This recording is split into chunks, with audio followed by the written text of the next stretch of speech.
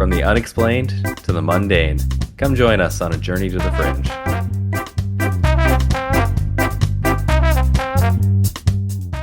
Hello and welcome to Journey to the Fringe, which, Chelsea, unfortunately, we share an acronym now with the Joint Terrorism Task Force in the U.S., for which we might actually be on that list.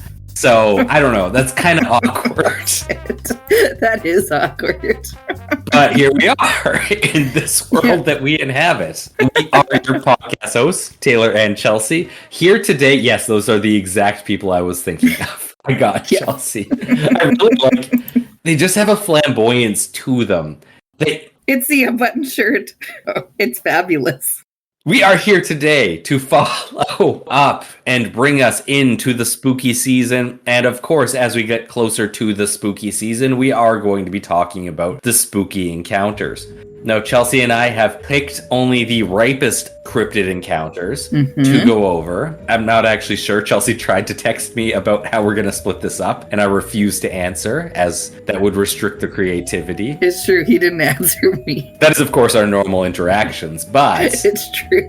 It's how it worked here. Anyhow, I got a couple cryptids to go over with you guys. Chelsea's got a couple cryptids to go over with you guys with these freaky encounters. And Chelsea, I'm going to start us off with the Tuttle Bottoms Monster. Oh, that sounds adorable. I know. I love that name. Yeah, it sounds nice. Someone ought to make a children's book about it. Somebody ought to ask an AI to do that for them. Anyhow, I just need to say this. If you're out there listening to us and you're a cryptid looking to make bang with society, you gotta pick the place that you're getting your encounters, because 9 times out of 10 you're going to be named after where your encounter happens. And Chelsea, this encounter happens in Tuttle Bottom, Illinois. Oh, okay, I was just gonna ask if it was in Bottom somewhere. Guess Tuttle Bottom makes sense. You also gotta market it right, so it's not a place where there's another more popular cryptid. You want to be super famous, so it's probably somewhere you need Point Pleasant, for instance. You want famous, but you don't want too famous of a place, because there's no way you're ever going to get a New York monster. No, exactly. Exactly. Horror. You don't need a famous place. You want a no-name place where you explode them to popularity and therefore everyone comes to see you. That's what you want. Yeah, and you basically are going to get a festival no matter what. You're going to get a festival. You're going to get a bunch of... All the restaurants are going to be named after you. They're going to make pizzas in your likeness. There's going to be festivals. There's going to be all sorts of crazy shit, just with like statues. That list goes on and on. Now, our story of the Tuttle Bottom Monster starts on August 6, 1963, a hot summer night. Oh no. Where a young man armed with a rifle was out near Tuttle Bottoms, a swampy stretch of the land just north of Harrisburg, Illinois. It was around 11 p.m. when he saw what he described as an 8-foot-long, 4-foot-high creature covered in coarse hair and most notably sporting a long anteater-like snout. Oh, he sounds adorable. Wasn't a bear, wasn't a dog, and it's the Tuttle Bottom. Love it. I am already a big fan. Is it an anteater? We'll finish the story off. Okay. The young man reported the sighting to Saline County Sheriff James L. Thompson. According to the Harrisburg Daily Register, Thompson found the youth and later dispersed a group of about a dozen armed boys who had gathered to hunt the creature. This is not a campfire story. It was serious enough for law enforcement to intervene, and it wouldn't be the last time. There is a surge of sightings of this thing in the 60s. Throughout this decade, sightings of the Tuttle Bottom Monster surged. Teenagers parked near the bottoms reported seeing a hairy creature approach their cars. Hunters claimed to hear strange growls and catch glimpses of something large moving through the brush. Descriptions varied slightly. Some said it walked on 2 legs, others on 4, but one detail remained consistent: long, narrow, and unnatural snout. Police received multiple calls. Officers always responded. While no physical evidence was ever recovered, the consistency of the reports kept the legend alive, and then came the rumors. Some locals whispered that murders had occurred in the area, grisly, unsolved, and possibly linked to the creature. No official connection was ever made, but the fear was real. By the 1980s, the Tuttle Bottom Monster had become a fixture of Harrisburg folklore, but it wasn't just stories passed around a dinner table or campfires. Former Harrisburg Police Chief Gary Crabtree later stated that his department received approximately 50 reports over 28 years. That's 50 reports. That's not a myth. That's a pattern. Witnesses concluded couples parked near the bottoms, hunters deep in the woods, residents walking dogs or driving home late at night. Each described a large, hairy creature with a snout. Some said it watched them, others said it fled, but none forgot what they saw. Police often responded to these calls. Sometimes they found disturbed brush, strange tracks, or shaken witnesses. Other times nothing, but the reports kept coming. One of the most provocative claims came from the local resident Virgil Smith. Smith believed the creature was real and that it had been released by the federal government. He claimed a former USDA employee told him the department had conducted a private investigation into the monster. No documentation has ever surfaced to support this, but in cryptid lore, government secrecy is part of the mystique. So was it an experiment gone wrong, or just a story that grew with the telling? Sightings continue even into the 21st century, with locals still reporting strange encounters near the bottoms. One man claimed he saw the creature cross the road in front of his truck, walking upright with a snout and glowing eyes. Another described hearing guttural growls while fishing, followed by a splash and a glimpse of fur. Police still respond to these calls, and while no formal investigations were launched, the reports were logged and legends endured. And the most recent sightings even happened in the 2020s, Chelsea. Okay. A Harrisburg resident walking his dog near the bottoms reported seeing a large hairy figure watching him from the tree line. He described it as about 7 feet tall with a long snout and dark fur. The creature didn't move, it just stared. The man called the police, who arrived and searched the area. They found broken branches and disturbed ground, but no creature. And the report was filed and the mystery deepened. What is the Tuttle Bottoms Monster? There are theories out there, such as a misidentified bear or boar, an undiscovered species, cryptid unique to South Illinois, or some believe a supernatural entity tied to the land itself. The anteater-like snout sets it apart from other North American cryptids. Not a Bigfoot, not a dogman, something else. And despite decades of sightings, no clear photos, video, or physical evidence has surfaced. Now, the Tuttle Bottom Monster may not have the fame of Mothman or Bigfoot, actually pretty much anything that we've covered so far, but in Harrisburg, it's part of the landscape, a story passed down through generations, a warning whispered to teens heading out to the bottoms at night. And for those who've seen it, it's not a joke, it's not a myth, it's very real. Yeah, I believe that about anteaters. I mean, to be fair, there are no 7-foot tall anteaters out there. Are they not? They're pretty big. They can be big, but they don't live for 60 years. Yeah, but they could have families. And families generally just keep living. That's the thing about anteaters. They don't generally reside in South Illinois. Hold on. No. Wild anteaters do not live in Illinois. Have anteaters escaped from zoos in Illinois?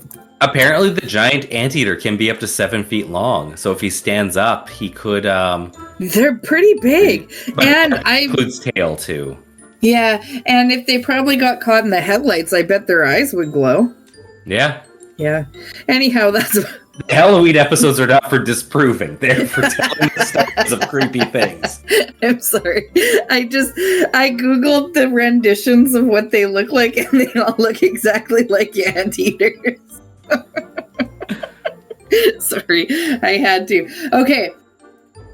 I have 2 episodes ready to go. And I was waiting to see what you were leading with, to see what one I was going to cover in this episode.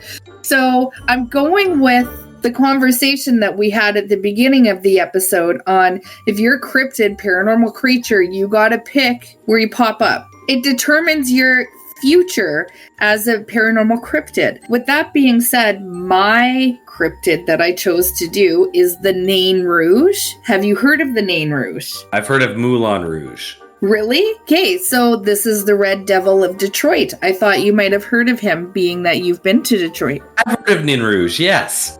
Yeah, maybe I'm saying him wrong. Yes, I definitely have heard of it. Yeah, so we're going to talk about him because he represents Detroit. Whether or not you heard of him, another thing, and that goes to where you pick the city you're going to haunt. Maybe Detroit was too big. There's a brewery named after it in Detroit. There is, yeah. Super big in Detroit, apparently. The legend of the Nain Rouge weaves a tale from the early days when Detroit was founded by Antoine de la Mothe Cadillac in the 1700s. While attending a party in Quebec, a fortune teller warned Cadillac of a future encounter with the Nain on his next adventure.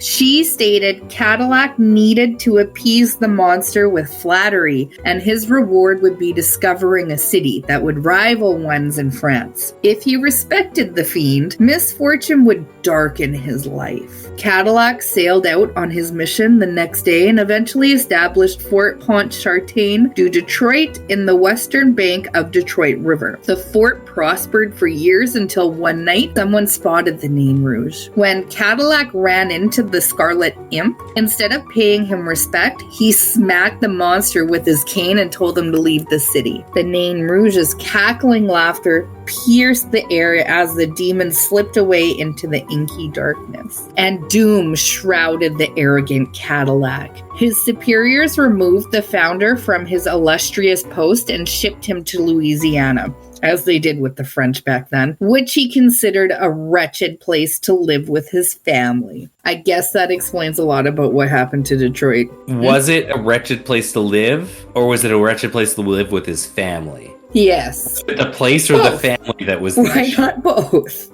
Okay. The Nain Rouge was included in Charles M. Skinner's 1896 book, Myths and Legends of Our Land, described as, quote, a shambling red-faced creature with a cold, glittering eye and teeth protruding from a grinning mouth, end quote. Legend holds the Nain Rouge's appearance would precede terrible events for the white people of the city and foretell success for the indigenous people. The creature is said to have appeared on July 30th, 1963, before the Battle of Bloody Run, where 58 British soldiers were killed by Native Americans from Chief Pontiac's Ottawa tribe. Supposedly, the Nain Rouge danced among the corpses on the banks of the Detroit River after the battle, and the river turned red with blood for days after. According to the tale, all the misfortunes of Governor and General William Hull, leading to the surrender of Detroit in the War of 1812, are blamed on the Nain Rouge. We then have the 1805 fire, and several sightings were later reported during the 20th century. Two utility workers claimed to have seen the creature just before the 1967 Detroit riots, and supposedly it was also seen before an ice storm in 1976. This has led to a supposedly 300-year annual tradition on the Sunday after the vernal equinox, where Detroiters gather for a march to meet the Nain Rouge. There are no records to indicate that the legend of the Nain Rouge existed in the 18th century when Antoine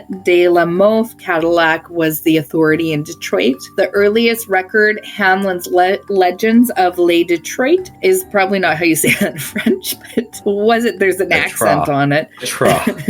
Detroit wasn't published until 1883. 180 years after Cadillac was said to have been cursed by the Nain Rouge. However, some claim that it originates in the early 1700s French settlement of Detroit, supposedly deriving from Norman French tales of the lutin, a type of hobgoblin. Some also claim that the Nain Rouge originated with supposed Native American legends of an impish offspring of the stone god. And that is the Nain Rouge, and that is why you should always trust the devil. I actually learned about this on a ghost tour I did in Detroit. I always loved this portion of the story. So like whenever you're learning about history in Detroit, a lot of car names come up. So obviously Cadillac ends up getting his name dropped into a car, as Pontiac, hilariously enough, with the tribe that destroyed them.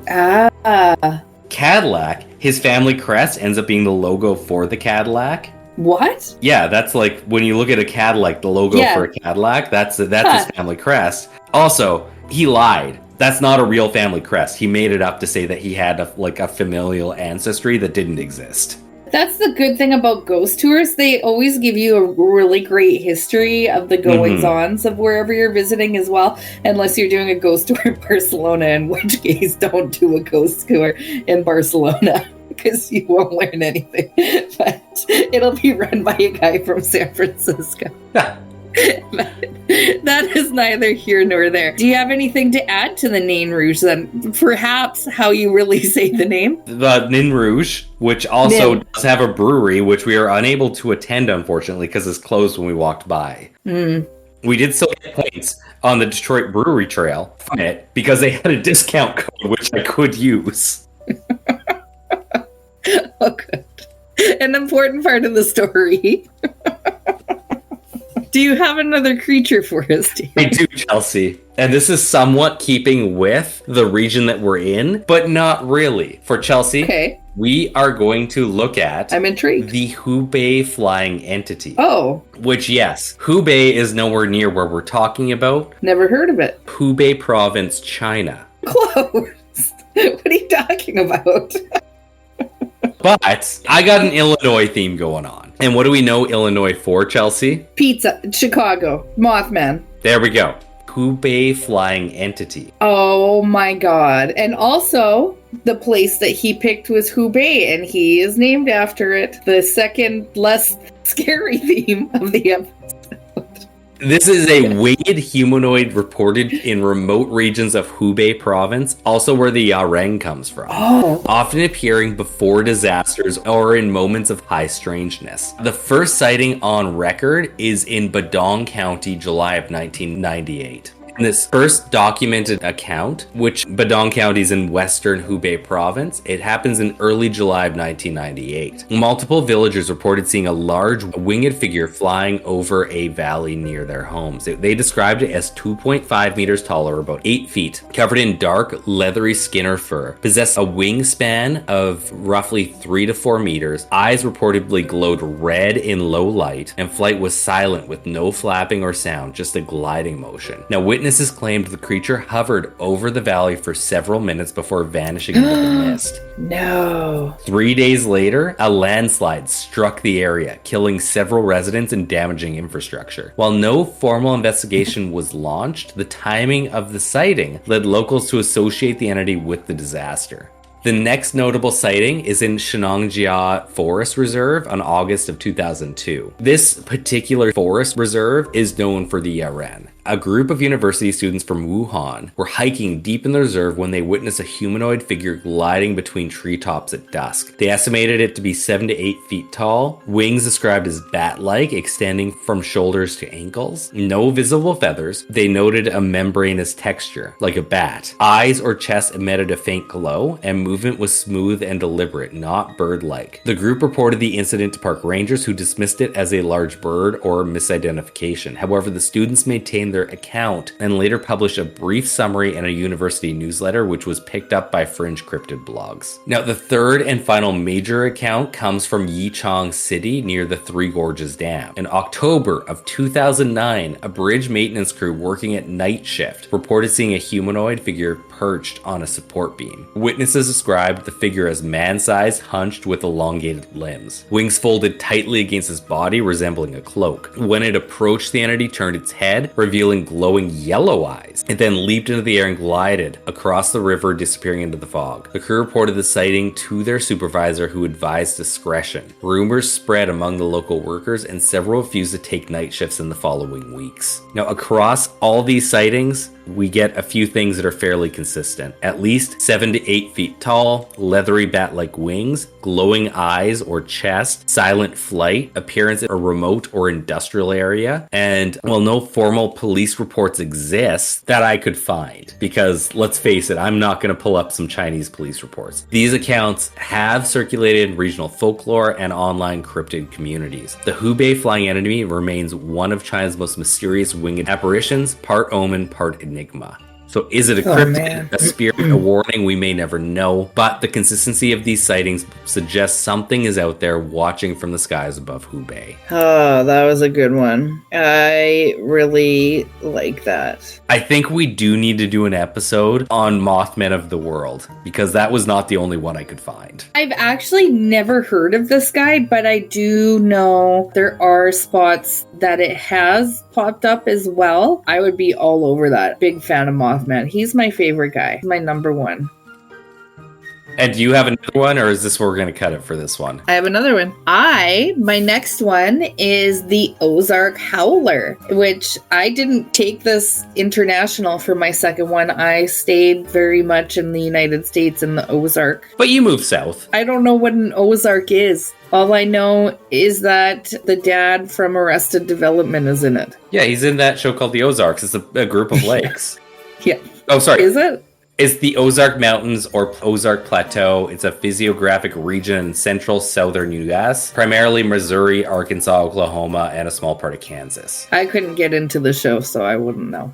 So this is a phantom creature of the Arkansas hills. Again, my geography of the United States is a little bit sketchy, especially when you get to the middle parts. Ain't nobody remember in the middle unless you're in the middle. Yeah. It's tough. There's so much. When you have 50, you're gonna lose a bunch that are right together. That's just how it's gonna work. Oh, yeah. Okay, so the Ozark Howler, or the Ozark Black Howler, or the Devil Cat legend has been passed down for generations by locals who have heard and seen things that they could not describe. As an animal that you would expect to find in the heart of the Ozark wilderness. Its frightening sound and eerie appearance have been seen in the more remote parts of the Missourian and Arkansas Ozarks, and even farther west in Oklahoma and south in Texas. Sightings have been officially recorded since the 1950s, though many Ozark families have stories passed down through generations of seeing the Ozark Howler well before that time. The origin of the Ozark Howler legend is not clear, but some sources suggest that it may have Native American roots. According to one story, the Howler was a spirit animal that protected the land from invaders. Another claims that the Howler is a curse placed on the region by a witch who was burned at the stake by European settlers. Some believe that the Howler is a manifestation of the fears and hardships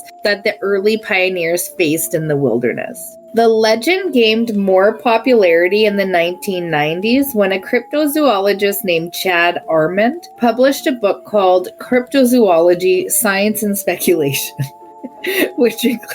I like the term speculation being put in the title. It's good.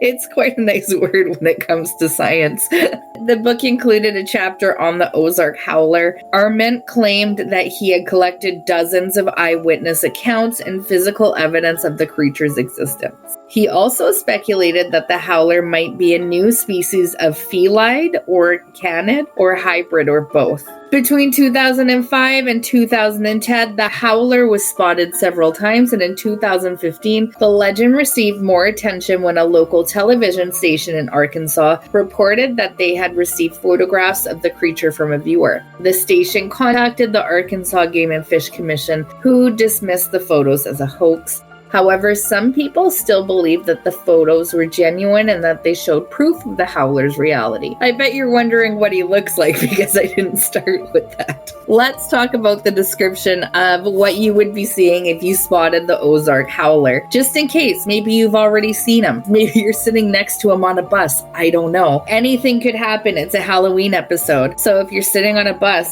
listen up. The Ozark Howler is typically described as being around the size of a bear, with thick boy stocky legs, black shaggy hair, and having prominent horns. Most agree that is either black or dark in color. Some witnesses also report seeing glowing red eyes, long fangs, and a long tail. The most distinctive feature of the Howler is its sound, which is said to be a combination of a wolf's howl and an elk's bugle. I didn't know that's what you would call it. Some people also compare it to the screams of a woman or a half-human creature. The howl is said to be very loud and terrifying and can be heard for miles. So is that not just the sound of a cougar?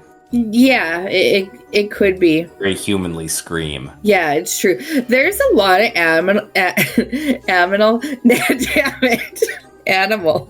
that have really creepy voices if you were to hear them at night, like owls, cougars. Yeah, that's another creepy one I wouldn't want to hear at night. I wouldn't want to hear a lot of noises at night if I was to be honest with you. There's that one bird that mimics and it's like a chainsaw. Yeah, he's a good one I wouldn't want to hear at night because like parrots that learn how to talk, wouldn't want to hear one of those guys at night, depending on what they had to say. Bigfoot, wouldn't want to hear him at night. So there's lots of stuff that I don't know why I'm talking about the animals I don't want to hear at night. The Ozark Howler is said to be nocturnal and elusive, preferring to stay in the dense forest and caves of the Ozarks. It is also said to be territorial and aggressive, especially during mating season or when protecting its young. Some stories claim that the howler can kill livestock and even humans with its powerful jaws and claws. It's just describing another. I hate to be this person on this episode, but it just sounds like any other like wild animal in the woods. Yeah, maybe a dark-haired cougar. Yeah, maybe an anteater. Others say that it could cause bad luck or misfortune to those who see it or hear it. Let's talk about sightings of the Ozark Howler. There have been many of them. As I already talked about, then I talked about what it looks like. Now I'm back to the reportings. Mostly from hunters, hikers, campers, and residents who live near the woods. Some of these sightings are more credible than others, but they all share some common elements. Here's some examples of notable sightings. October 2014, a motorist in Benton County, Arkansas, reported that he nearly collided with an unidentified animal on Pump Station Road in Springdale. He described it as bear-sized, gray, fast-running animal with horns. In December 2015, a viewer sent photos to 4029 News in Arkansas, claiming that they showed images of the Ozark Howler near Devil's Den State Park. The photo showed a dark animal with horns and red eyes hiding behind some trees. Nothing comes up if I search this. Well, maybe we'll throw it up if we find it.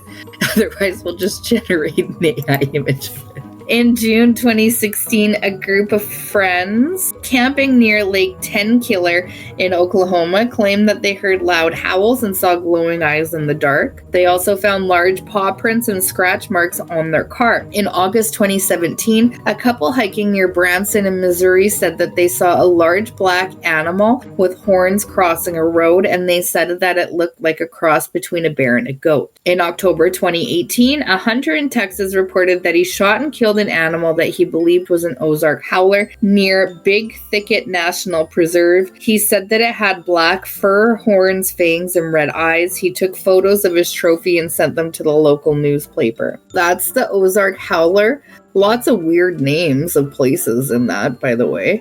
That was a well-rounded episode, and I'm not sure what the theme was, actually. It was probably about cryptids and where their names come from. Yeah, except the Nain Rouge doesn't quite fit in there, but that's okay. It does.